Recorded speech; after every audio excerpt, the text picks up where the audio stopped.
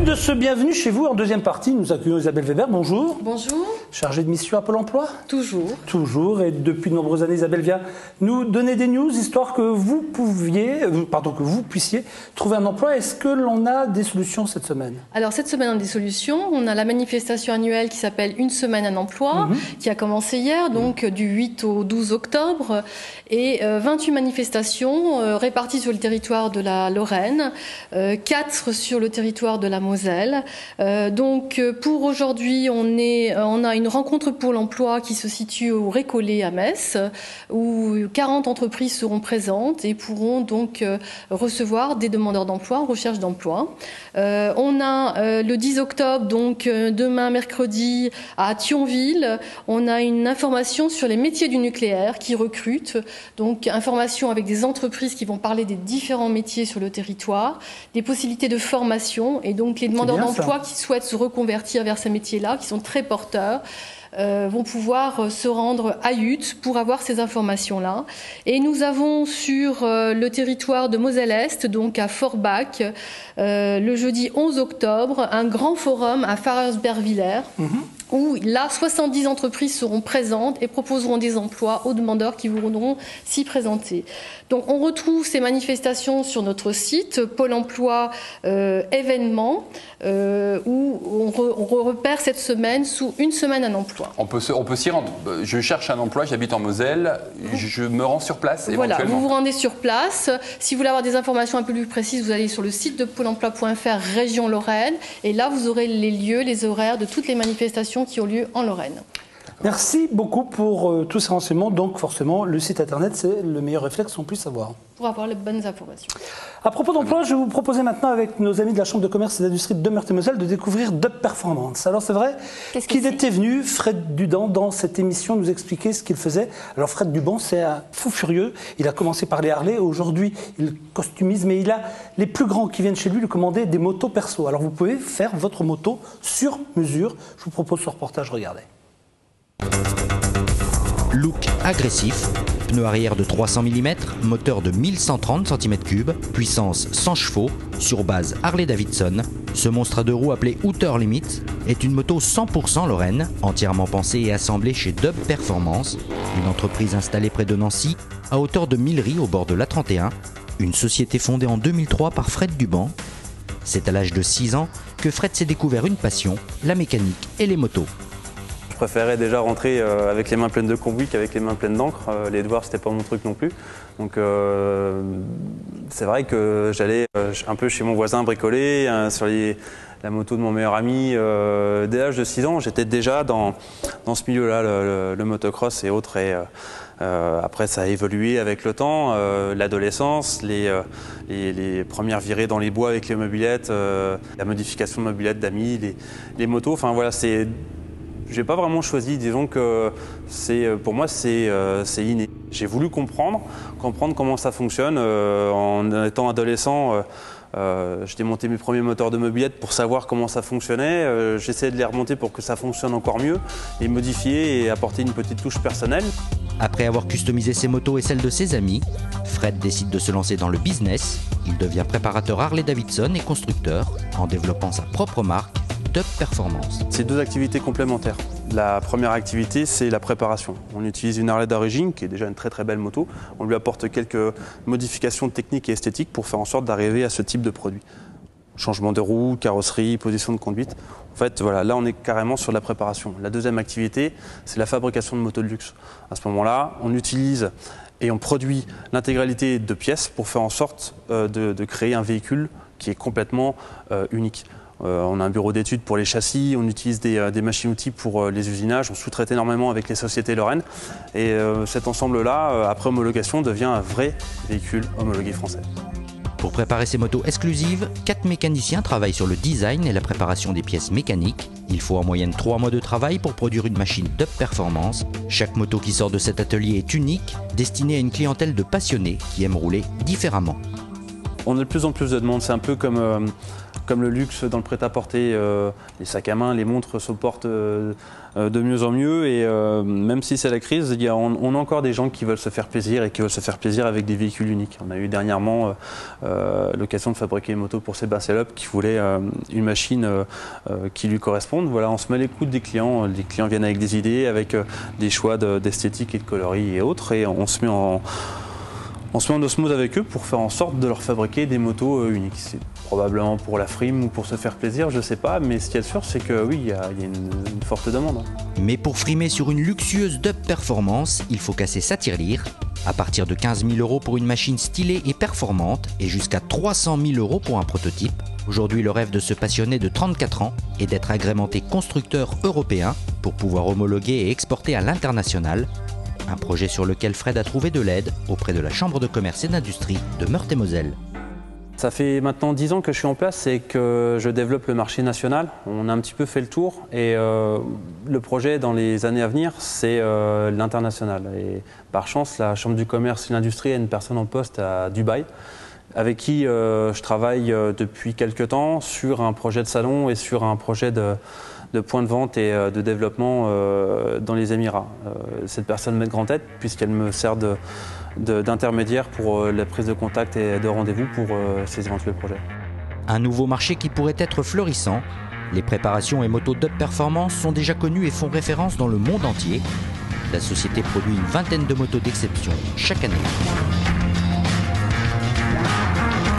Voilà donc pour cette société installée donc en Meurthe-et-Moselle, encore une société que vous aviez découvert ou que vous connaissiez déjà? Je la connaissais un petit peu parce qu'il y en a pas mal de sociétés comme ça qui sont effectivement très performantes du côté de Nancy. Oui. Bonjour Roger Kezel. Bonjour.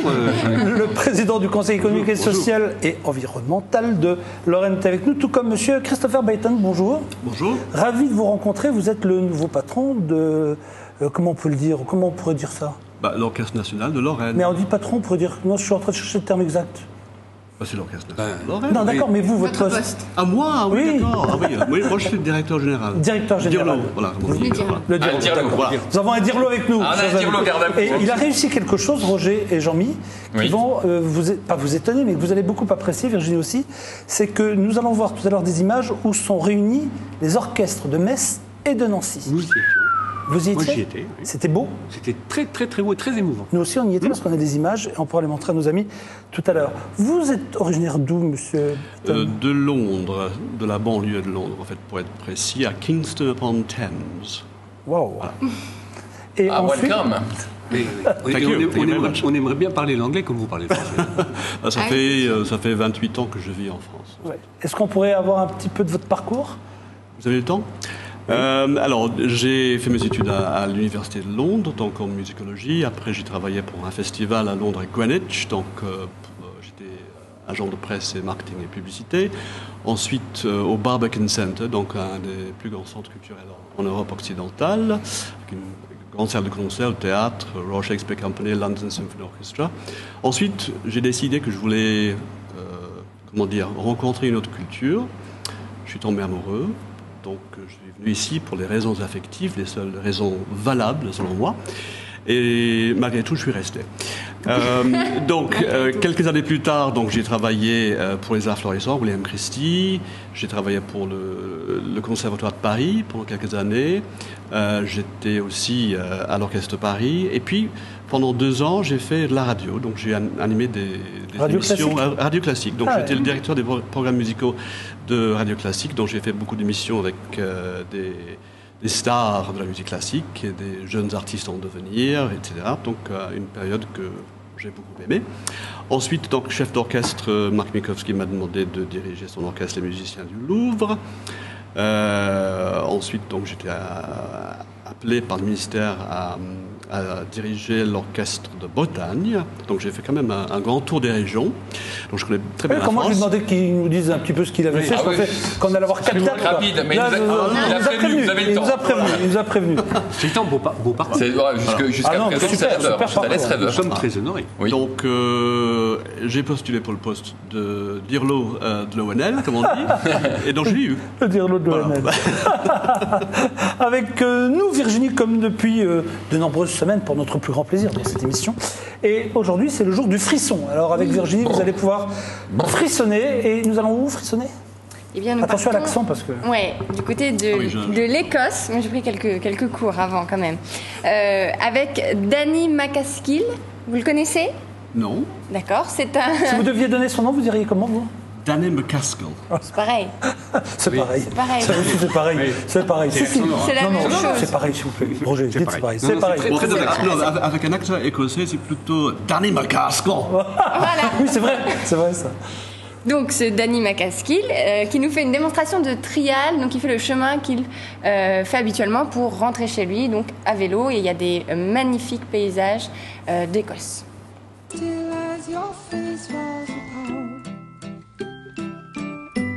With wax and wires and hair from the back of your head.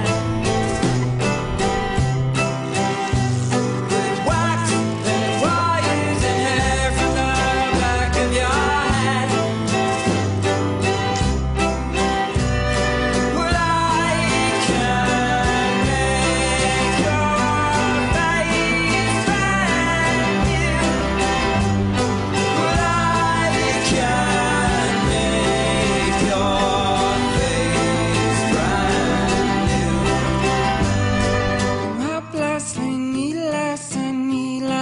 Say I owe you. I'm helplessly needless and needless to say I owe you. Well, I'd wait 10,000 clicks for just one more chance to see your face again.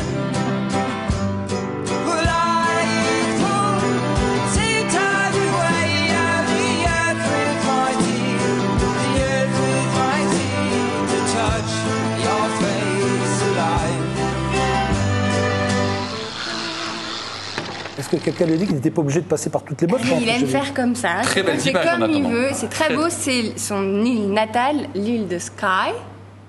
Très bien. Ah. Et donc Danny MacAskill, c'est un petit peu la vedette du trial en ce moment. Il a 27 ans et plein de promesses. Et il se débrouille bien, dis donc. Ouais. Un mot sur ce que vous avez vu? Magnifique. Je pourrais plus faire ça, hélas, mais voilà, donc j'ai beaucoup apprécié. Parce que vous avez pu le faire à un moment donné, ça? Bien sûr, oui, dans ma jeunesse, mais bon, il y a très longtemps. Très bien, très bien. Avec vous, Roger, le journal des bonnes nouvelles. Qu'est-ce qui va bien dans cette Lorraine que vous aimez? Alors, toutes les semaines, une bonne nouvelle par semaine. Alors, des fois, c'est pas facile, hein, parce que c'est... Oh, Roger, vous connaissant, c'est juste pas possible. N'exagérons Roger, pas. Roger. Mais là, j'ai repéré que dans le mensuel L'étudiant, que je sais que vous lisez régulièrement, Jean-Luc, vous m'en parlez encore la semaine dernière. Là, ça fait rire tout le monde, du coup. Déjà... que vous avez lu, que vous lisiez jadis quand vous animez avec mon pif-poche. d'autres émissions.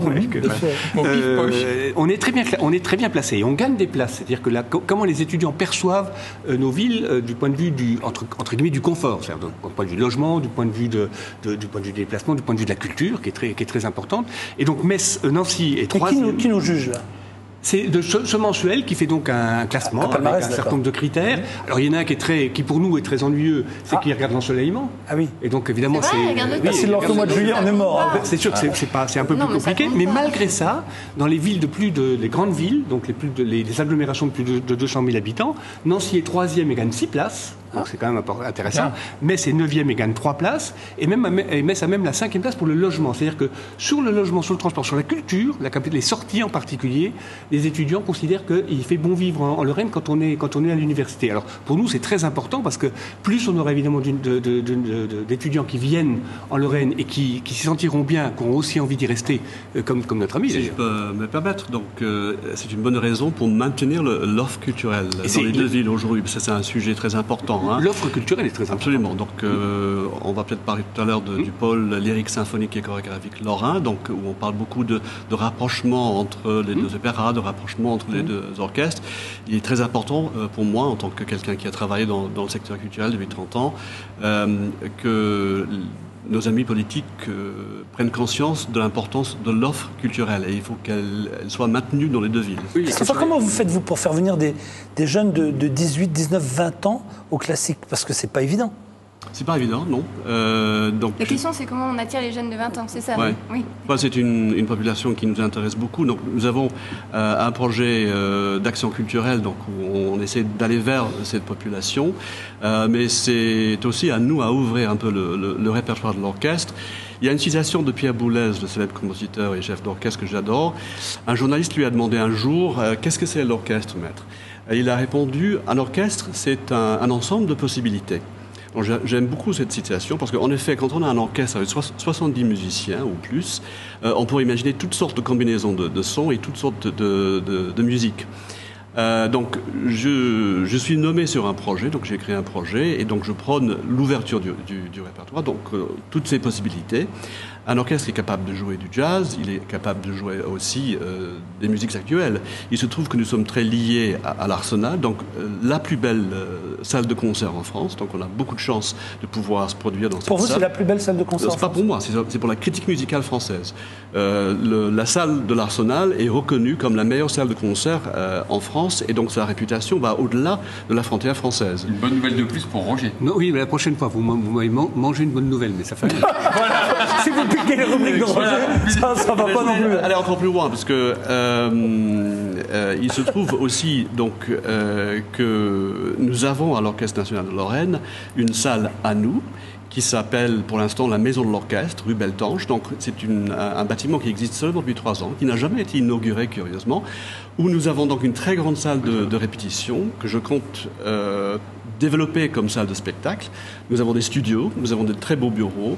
Et moi, donc, qui ai travaillé dans beaucoup de régions en France, puis je vous dire qu'aucun orchestre en France dispose d'équipements pareils. De si bonnes conditions. Voilà, donc on a c'est des bien de le conditions dire, ça excellentes. aussi, c'est important. Non, c'est très important. Et donc je vais travailler beaucoup sur le développement de ce lieu comme salle de spectacle pour que les Messins et les Lorrains et tout le pays. Vous savez que maintenant, chez nous, vous avez la Golden Card, donc vous pouvez venir dans cette émission quand vous le souhaitez. Dès qu'il se passe quelque chose, vous pouvez venir nous dire ce qui se passe. N'hésitez pas. D'accord. D'accord? On est d'accord avec ça? On donne la Golden Card immédiatement? Entièrement d'accord. Alors, si je peux juste aller un peu plus loin, parce que nous sommes liés à l'Arsenal, comme je dis tout à l'heure, donc Metz en scène, qui gère les Trinitaires et la nouvelle salle de musique sexuelle à Borny. Donc, j'ai discuté avec Jean-François Ramon, qui en est le directeur, et donc je voudrais que l'orchestre joue dans ces 3 lieux. Très bien. Donc il ouvre son répertoire. Avec des répertoires différents, forcément. Avec les répertoires différents, mais éventuellement aussi à Borny, de jouer aussi la musique classique. Oui, ce qui est bien aussi.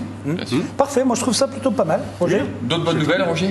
Non, moi j'en ai une pour Roger. Je voudrais bien qu'il me parle du rapport Allemagne, parce que le grand public, Roger de vous à moi, ne sait pas très bien ce que c'est que ce rapport Allemagne. Or, vous avez commandé ce rapport Allemagne. Ou qui l'a commandé? Oui, non, on a travaillé sur les rapports qu'il y avait entre la Lorraine et la Sarre, la France et l'Allemagne, parce que c'est une question très importante. Donc on a produit un rapport. Alors c'est pas tellement le rapport en soi qui est intéressant, c'est ce qu'on va essayer d'en faire pour faire en sorte que entre nos 2 régions, on travaille beaucoup plus. Vous pensez qu'il pourrait y avoir plus de synergie entre... Oui, beaucoup plus. On se voit trop peu. Certains élus l'ont compris, mais on se voit trop peu. Et surtout, il faut réussir à avancer sur des sujets très concrets. L'apprentissage de la langue, on en avait parlé la semaine dernière. C'est important, ça. La mise en réseau de nos entreprises, par exemple sur les questions d'énergie, sur les questions d'automobile. Et là, il faut absolument pousser les feux pour qu'on le fasse plus qu'on le fait aujourd'hui. On en a discuté avec la ministre présidente de Sarre, qui a bien pris conscience de l'enjeu. Patrick Weiten a assez bien pris conscience de l'enjeu aussi. Mais maintenant, il faut quand même qu'on mette un peu ça en musique. Et Jean-Pierre Masseret a pris conscience de ça aussi? Parce que si on cite Weiten, on peut citer aussi Masseret, on peut citer... Oui, il a un peu plus de mal peut-être, on va dire. Hein. Reportage.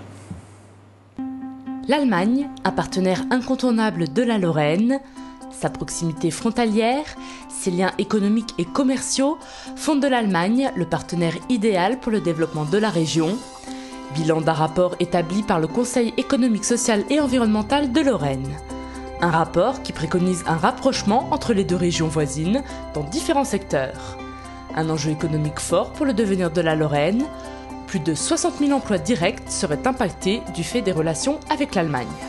Il y a beaucoup d'emplois qui sont concernés, puisque il y a les frontaliers, puis il y a aussi tous ceux qui travaillent dans des entreprises d'origine allemande. Donc on voit bien que c'est un enjeu extrêmement important. Donc on a intérêt à être très en phase avec nos amis allemands et nos amis sarrois, parce que si jamais on ne l'était pas, on peut effectivement perdre des emplois. Au-delà de ça, je pense qu'il peut y avoir des effets de création d'une nouvelle dynamique dans nos relations entre la Lorraine et l'Allemagne, par rapport à une question du développement de l'industrie automobile, par rapport à l'énergie, enfin dans d'autres secteurs. secteurs, l'informatique par exemple, même d'autres secteurs sur lesquels on pourrait réfléchir, sur lesquels on peut avoir des relations, tant au niveau par exemple universitaire, qu'au niveau industriel, qu'au niveau culturel, qu'au niveau scientifique, etc. Plusieurs propositions ont été établies afin de favoriser la coopération transfrontalière. Des mesures concrètes, comme par exemple la création de clusters transfrontaliers, un réseau d'entreprises Sarro-Lorraine en synergie les unes avec les autres, dans le but de conquérir de nouveaux marchés. C'est très important de le faire parce que je suis convaincu qu'il y a des entreprises sarrois qui ont des fournisseurs qui sont situés loin et qui ne savent pas qu'il y a une entreprise en Lorraine qui peut livrer la même chose, peut-être à un prix moins développé et peut-être même dans une meilleure qualité.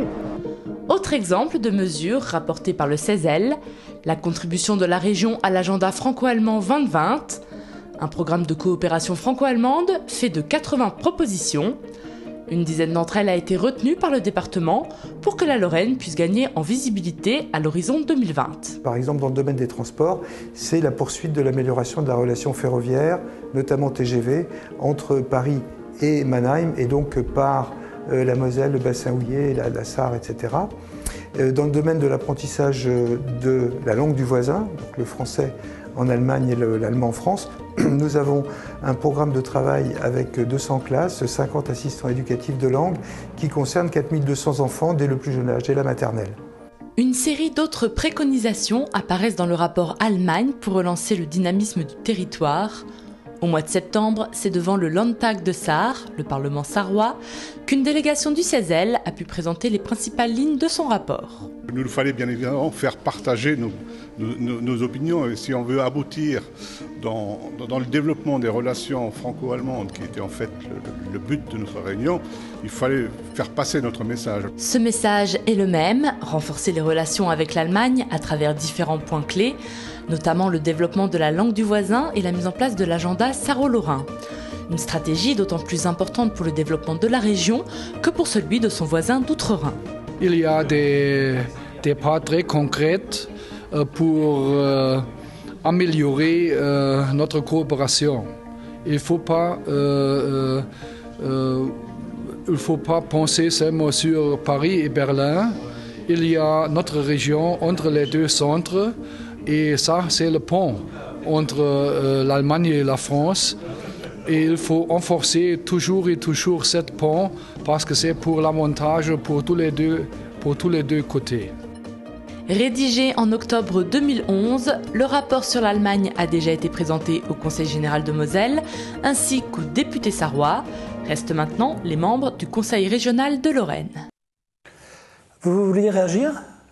Par rapport au projet transfrontalier, oui, je voudrais proposer donc la création d'une académie internationale de pratiques orchestrales ici à Metz, parce que je vous ai parlé des équipements que nous avons ici, qui sont uniques. Nous avons aussi une position géographique unique. Et donc je pense que chaque été, lorsque nos salles de répétition et nos salles de concert et nos chambres d'étudiants ne sont pas utilisées, c'est le moment pour inviter des étudiants de l'étranger venir faire une académie d'orchestre et peut-être même de chœur, et de créer aussi un festival, parce qu'on est en manque de festivals dans cette région, et on a tout ce qu'il faut ici, et il faut vraiment en profiter, quoi. Excellente idée. Roger ? Oui, il faut travailler dans cette direction. D'ailleurs, il faut qu'on multiplie les échanges. D'ailleurs, quand l'Orchestre national de Lorraine joue à Metz ou ailleurs, il faut qu'on invite aussi des Allemands, il faut qu'on multiplie les échanges. Et votre idée de festival est intéressante. La dernière personne disait il n'y a pas que Berlin et Paris. Elle a raison. Absolument, oui. Maintenant, il faut réussir à le concrétiser. C'est un peu ça la difficulté. Il faut qu'on dépasse l'intention. Oui, mais il faut profiter de ce qui existe déjà. Il y a tout ce qu'il faut. Les équipements sont là. Absolument. Donc, c'est une bonne idée qu'il faut regarder de près. De faire. Quoi. Alors, je devais normalement maintenant faire l'interview de Christopher, mais comme on a déjà tout dit sur Christopher, je vous dis, qu'est-ce que je peux encore lui poser comme question, si ce n'est qu'on pourrait peut-être parler de ce rendez-vous qui est lieu à l'Arsenal entre l'orchestre, on dit l'Orchestre national de Metz, l'Orchestre national, non, comment on dit dans ces cas-là ? On dit l'Orchestre national de Lorraine et l'Orchestre symphonique et lyrique de Nancy. D'accord. Voilà. Donc, en effet, c'est un moment très important, puisque c'est la première fois que les musiciens messins et les musiciens nancéens on jouait ensemble. Et comme vous pouvez imaginer, ce n'était pas une chose aisée en arriver là. Je suis arrivé à Metz le 6 août, donc un petit peu dans l'œil du cyclone, en ce sens que un grand travail a été fait avant mon arrivée, évidemment, avec Jacques Mercier, mais il n'y avait pas d'accord conventionnel entre les deux orchestres pour que nous puissions aller jusqu'au bout de la démarche. Donc mon mois d'août était un mois d'août extrêmement concentré, avec beaucoup de travail sur cet accord conventionnel avec Laurent Spielmann, donc, qui est directeur de l'Opéra national de Lorraine, que je connais très bien. Nous avons donc réussi à bâtir un accord ensemble, et les musiciens anciens sont venus jouer avec nos musiciens dans une ambiance extrêmement chaleureuse.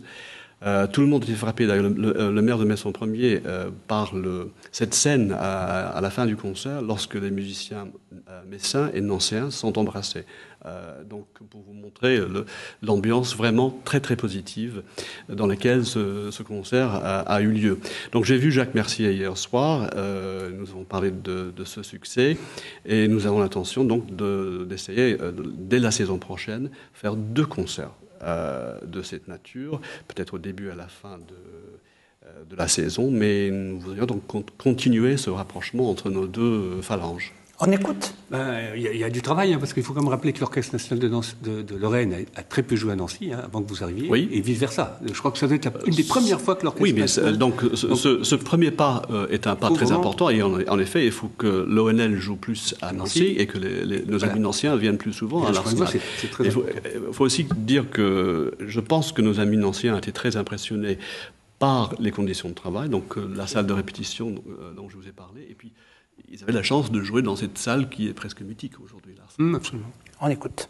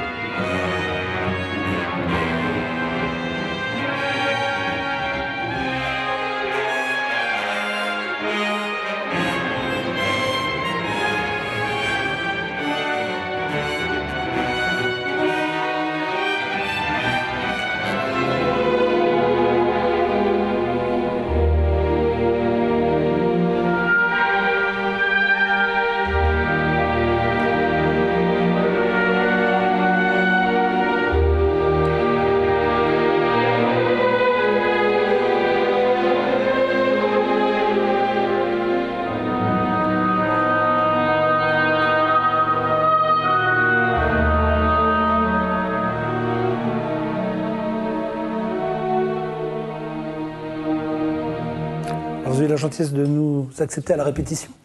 Et c'était vraiment un bon moment. Magnifique.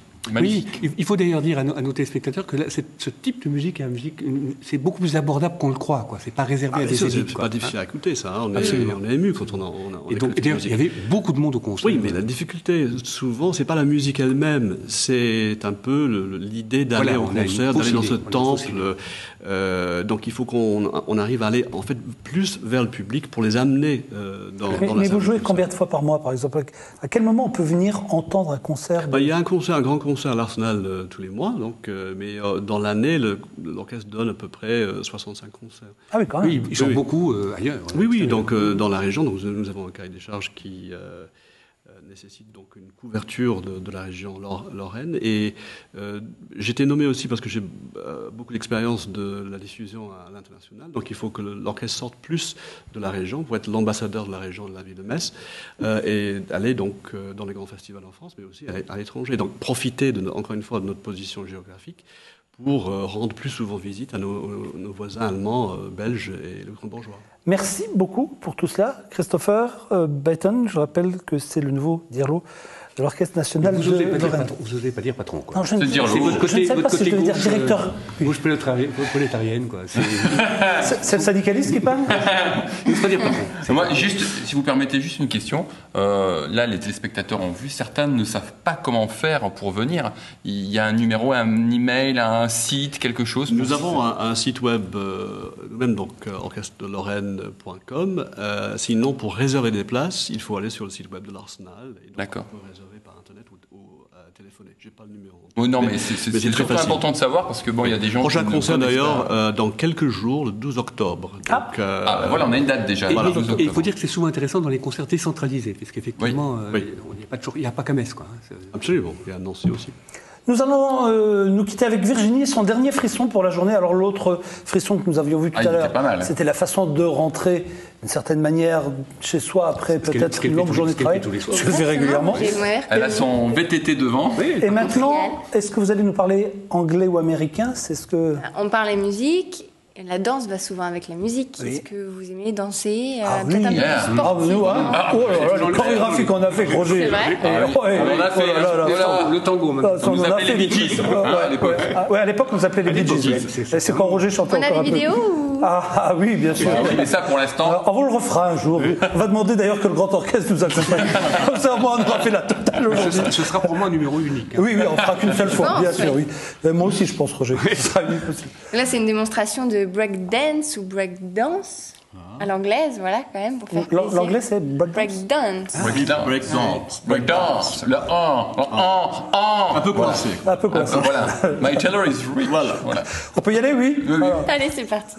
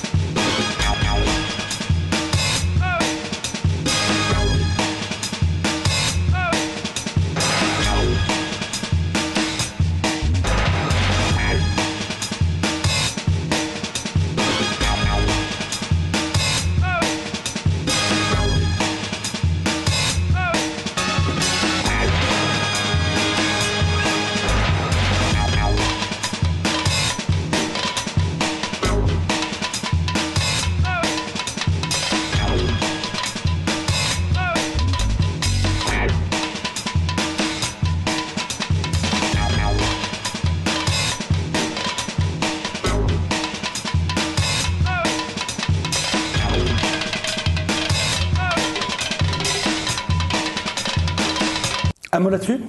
Ils sont plutôt pas mal. C'est physique, oui, en effet. Ouais. Physique. Épuisé à regarder. Oui, c'est fatigant de regarder. Roger est mort de fatigue. Ah oui, moi qui monte un étage chez Jean Limbago. Ah oui, alors là, ne tentez rien ce week-end. Je préfère ne pas trop essayer. Oui. Ok. Merci à vous tous d'être venus participer à Bienvenue chez vous. Merci beaucoup. Virginie, on se donne rendez-vous bien sûr demain pour de nouvelles aventures. Jean-Mi sera avec nous jeudi, je crois. Mercredi. Non, jeudi. Jeudi. Vous serez avec nous jeudi. Je serai présent avec vous jeudi, c'est vrai. J'espère qu'il sera là. On est bien d'accord, c'est jeudi. Ne vous inquiétez pas, je serai là. Parce qu'il ne peut plus se passer de Marie-Paul. Il s'est passé un truc, c'est comme ça. J'ai senti aussi. Vous avez remarqué aussi. Terrible. Passez une excellente journée, excellente soirée. À très bientôt, chers amis. Bye bye. Merci.